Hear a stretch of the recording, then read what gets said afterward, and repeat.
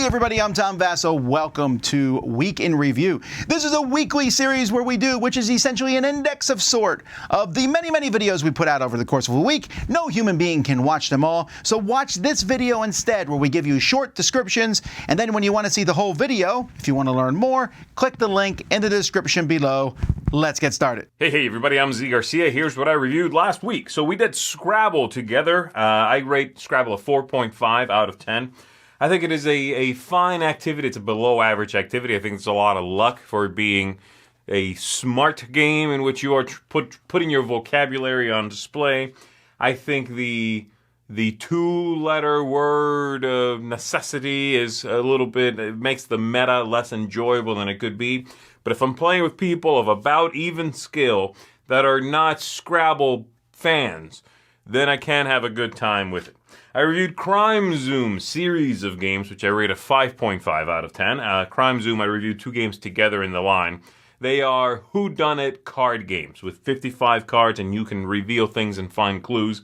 It's okay. It starts off very strong and sort of loses pizzazz towards the end. I think the end game itself and what the game then tells you how you did, I think that's actually a letdown. It does not tell you how well you did, but they score you. That score really translates to literally nothing. But that original display of a crime scene in which you get to look more closely, and then eventually, if you want to, you can flip over a card and get a hint and follow clues from there, is captivating. I reviewed Ghosts of Christmas, which I rate a 7. This is a trick-taking game, a very esoteric, strange trick-taking game. Definitely one I recommend for trick-taking fans already, in which you are basically programming 3 tricks at a time and then resolving them with possible strange things happening based on the order in which things are resolved and who wins each trick leading into the next one. Neat, but again, for an audience that already knows what they're getting and is really into this kind of game. And then lastly, I reviewed Ankh, Gods of Egypt, the Pharaoh expansion, which I also rate a 7 out of 10. This is a game-changing kind of expansion. It'll give you a very different flavor from just playing Ankh with even any of the other expansions that add more monsters or characters for you to play. Those are all the kind of expansions you can fold in and forget about them. I think Pharaoh is not. I also don't think it scales as well as I'd like it to. I prefer Ankh with 2 players. I like it with fewer, and I think Pharaoh is better with more players. It dilutes these powerful cards that show up. When you're playing with just 2, your ramp up in those super powerful cards is a little too fast and overwhelms some of the other aspects of the game. So still, I recommend it if you're looking for a big shift in Ankh to throw it in every now and then. And that's it for me. I'll see you on the next one. Everybody, I'm Liz Boccolini, and this week I took a look at Brew, which is an area control game where you are rolling dice, trying to either forage in the forest or take actions in a village, train creatures, brew and drink potions, all trying to get the most points at the end of the game. I gave this one a 7 out of 10. See you later. Oh, what a week it's been. I did 2 reviews this week. I gave Orlog a 5.5. Orlog is a physical version of a minigame from the Assassin's Creed Valhalla video game. It's neat. It's a cute little dice head-to-head battler thing.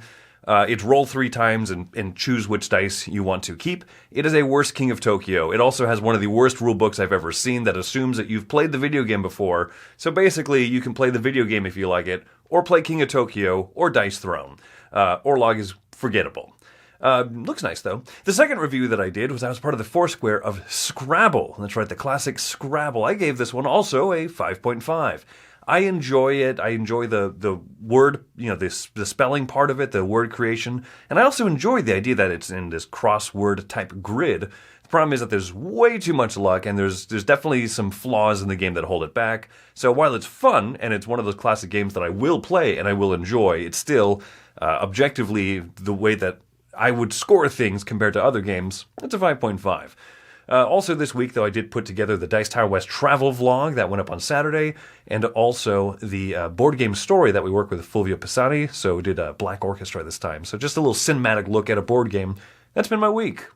Roy Cannaday here. I took a look at Tiny Epic Galaxies Blast Off. This is kind of more of a mass market looking or more like cutesy artwork version of Tiny Epic Galaxies. I enjoyed Tiny Epic Galaxies, and there's a few interesting changes to this, but I like it about the same as the regular version of the game. It doesn't come with a solo mode, but you can check out the review for that as well. That is a 7.5 for me. And they also took a look at the Venom Hero Pack for Marvel Champions. I really enjoyed the Venom Hero Pack with all the wild resources and stuff like that. A lot of fun. This is going to get a Seal of Excellence 8.5 for me. I definitely enjoyed that one a lot too. Well, let's keep it moving.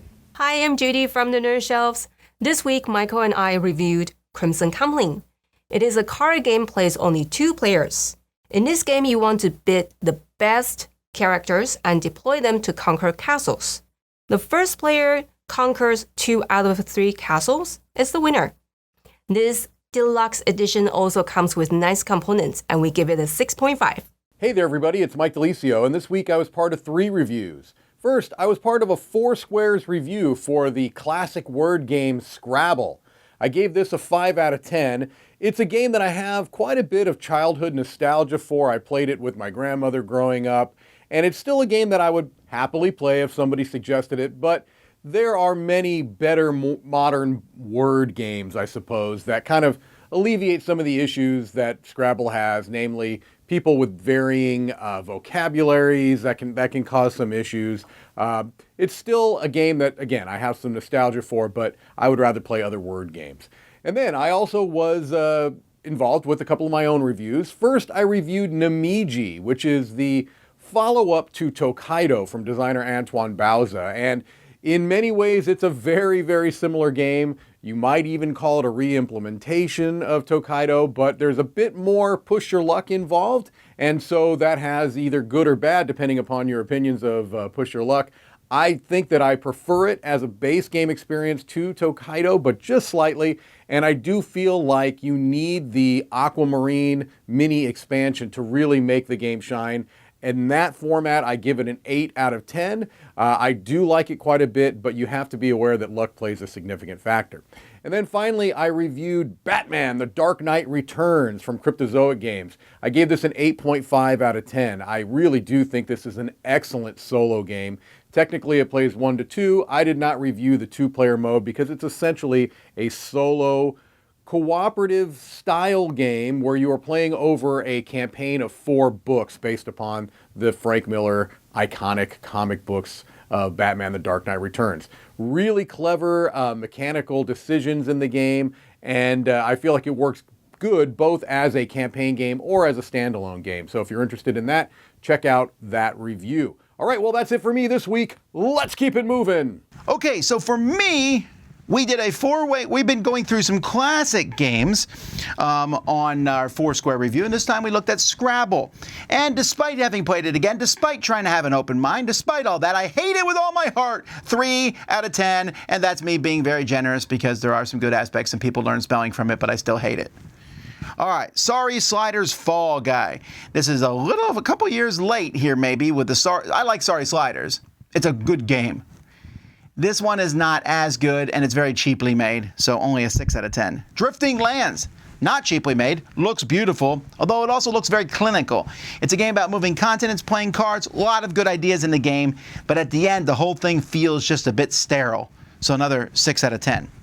Big Easy Busking is a cool theme about New Orleans and making your little band and going around and playing music for people. It just feels like there's too few options. It just falls shy of me liking it, a 6.5.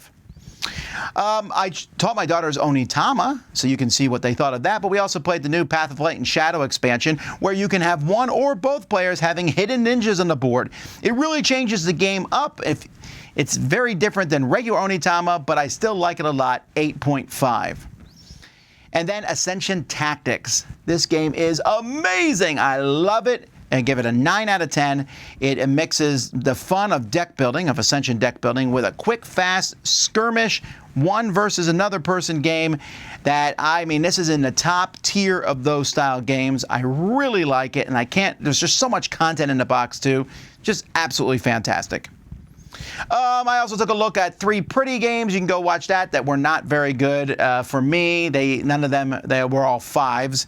I did a long video, longer than I thought, on werewolf rolls in the new Ultimate Werewolf Extreme version. The names of that werewolf thing keep getting longer. I took a look at a few more shelves in the Dice Tower library. Each week I'm doing a different publisher, my top 10 games. This week, top 10 Steve Jackson games. Does Munchkin make the list? You can go look. It doesn't, but you can still go look. I did a couple overviews of all the Dungeon World expansions and all the Aqua Garden expansions. Me, Mike, and Z did our top 10 racing games. And, of course, we did all our different live shows. We played Far Cry live. You can see what that's like. We did a board game breakfast. We did crowd surfing and more. Lots of good stuff on our channel, folks. Thanks so much for watching.